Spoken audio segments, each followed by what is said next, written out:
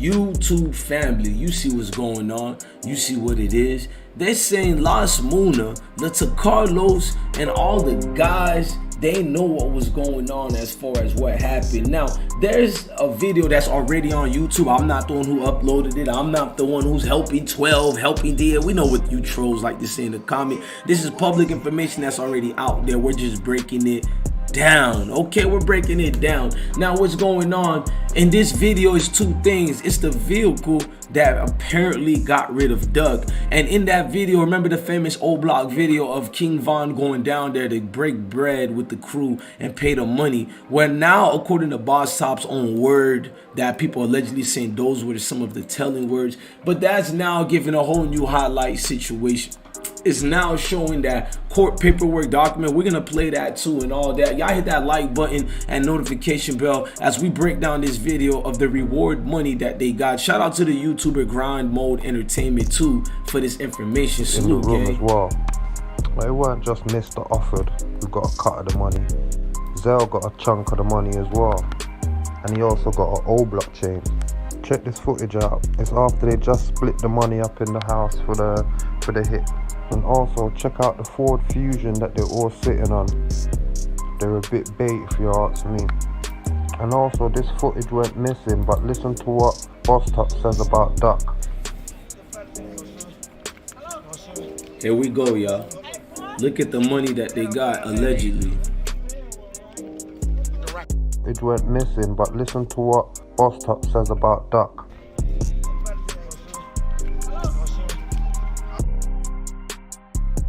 I don't know. Now, let me get this out this way. I don't know if it's true or not. This is what it is, but this is what all of you guys sent to us. All of you guys been saying for the longest, all the YouTubers. We're just doing our journalistic duties to break it down. There ain't nobody giving a drop. Oh, you dry snitching. Bro, this shit got like 1 million views, bro. Different YouTubers till I count like 30 something already got it up. Now, what I'm doing is a discernment. This is allegedly. Everybody gets videos. Now, you guys can get mad at me, but they're in court saying that to Carlos and them, you feel me, and Los Mona, there's statements was being made and acknowledged being seen in the car. You can see the car right here in that video you see Boss Top in. I'm gonna rewind it before we get to the car part, and I want y'all to look at the money part as far as what was paid allegedly after FBG Doug lost his life in Chicago Gold Coast area while shopping in line.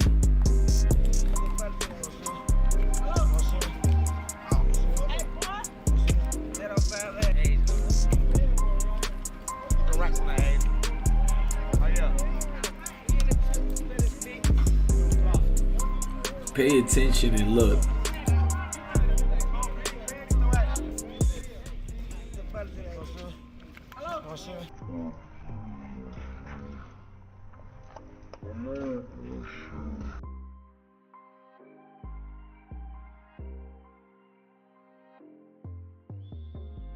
Now you can clearly see here the money that they allegedly got. Now, to be fair, old block heroes are superstars in their neighborhood. They give back. These are not some of the dudes you need to be being extra. Oh, do they give back to their communities? Yes, they give hella back to their communities. It could be anything with the income, but at the same time, people are saying because of the vehicle that was just used on the drill of, you feel me, the STL EBT FBG Duck, it's to the point that I gotta make you guys listen to the audio of the co-defendant Los Muna bond court hearing. Just listen to the leak of it and what they're saying about Duck and these guys in this video here, and tell me if this video don't match allegedly. Pay attention, gang. Mr. Offer did in fact return the vehicle shortly after the murder on August 4th. So I submit that the evidence against Mr. Offord is substantial in this case. And so, from the #1 rated brand in cordless.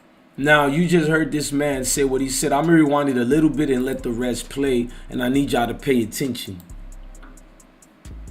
Back returned the vehicle shortly after the murder on August 4th. So I submit that the evidence against Mr. Offord is substantial in this case.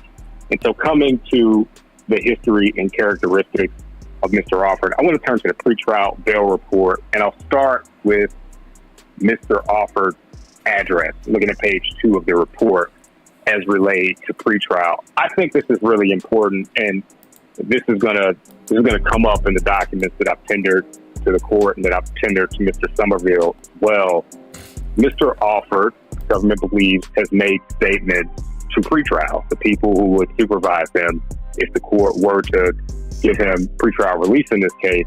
He's made statements to them that are not true with respect to where he lives. Looking at page 2 of the report, first full paragraph, Mr. Alford maintained that he's a lifelong resident of this district and had lived at the address which is listed on page 1 of the report for the past 2 years.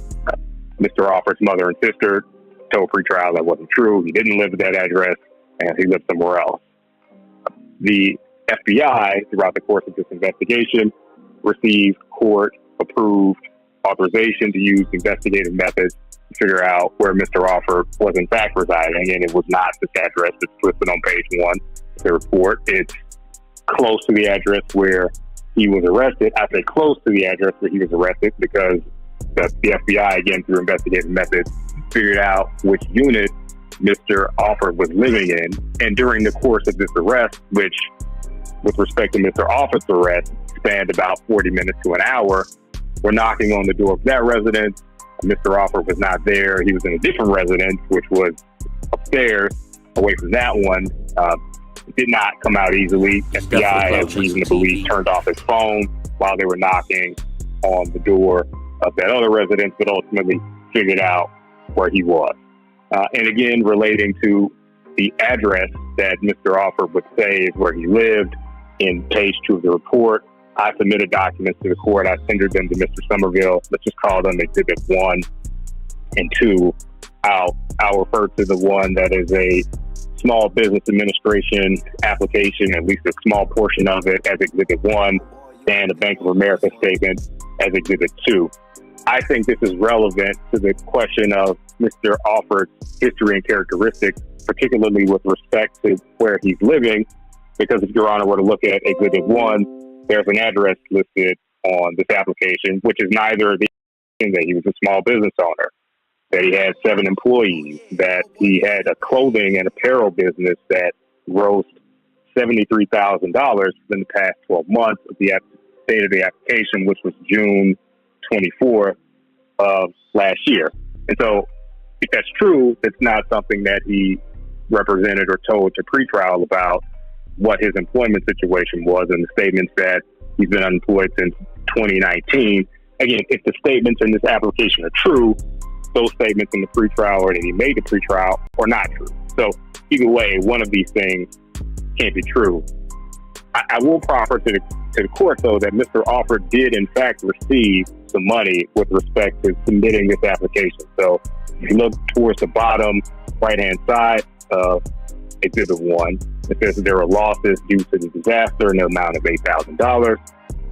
If you flip over to Exhibit 2, the very first line, it appears that there was a deposit from the Treasury. It says SBAD, Small Business Administration, Treasury, in the amount of $7,000 on or about June 25th of last year. So again, I think this relates to Mr. Alford's character for truthfulness with respect to representations he has made to pretrial about where he lives, representations he's made on a loan application to the government. And I told you at the start that I was foreshadowing a bit with respect to the application for the car. If Mr. Alford's statements are true to pretrial, that he was unemployed or has been unemployed since 2019, those were not the statements that he made in the loan application in or about July 28th, 2020, which ultimately led to the dealership requesting that Mr. Alford return the vehicle to them. So all of those things go to Mr. Alford's character for truthfulness and whether he'd be a good candidate for pretrial release, reporting the...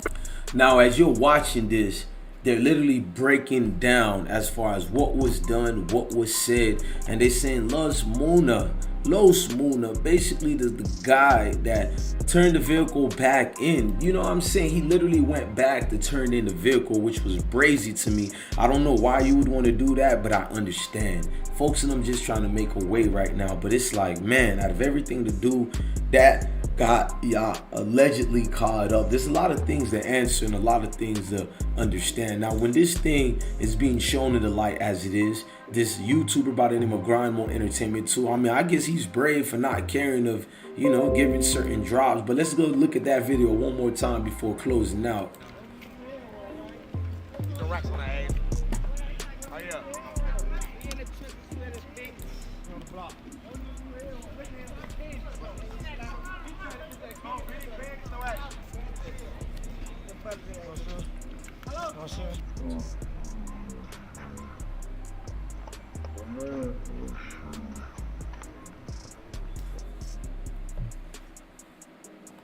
All I know, don't say that shit about Troy or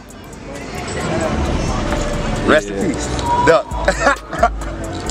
Okay, he's like, you got anything about FBG, Duck? You know what I'm saying? You know, don't say shit about Troy. That's it. Don't say shit about Troy. Get that guy over there. Whatever, you know me. Come on, man, don't do that. Don't do that. You know I know that. Stop playing. Stop playing. Do that. Stop playing. Talk to somebody else today. Okay? I know what the fuck. I know what's going on. Hear me? Period. I said don't say that shit about Troy. Okay?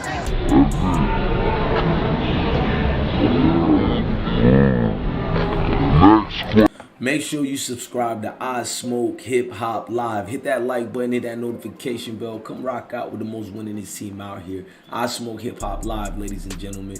Blessings. Look, to all these drill rappers out there, man, if this is the life you want to do and all that, all I'm going to always tell y'all, I can't preach to y'all if y'all don't want to listen, but here's the words that's going to matter for you to hear. At the end of my videos, I always say this, and it's also words for y'all. Love your family, love your kids, and stay blessed, gang. Salute.